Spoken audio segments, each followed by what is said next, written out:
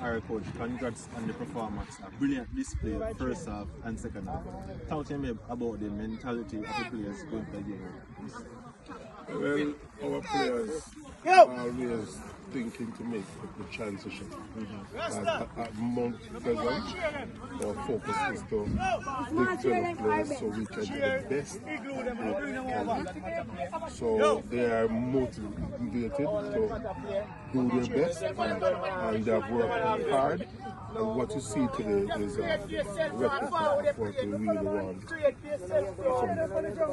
Coach, the first half and the second half, they stifled the opposition completely. I only can remember one shot they had on target, they hit the crossbar. What was the game plan to stifle the attack of Cavalier and also, your defense being so dominant for 90 plus minutes? Well, one of our defensive structure is to win back the ball immediately. So even the way we attack, if we lose possession, which we do sometimes, we immediately in a position to win it back. Alright, coach. I can see that on full display. Again, congrats on the victory and all the best going forward. Alright? Thank you.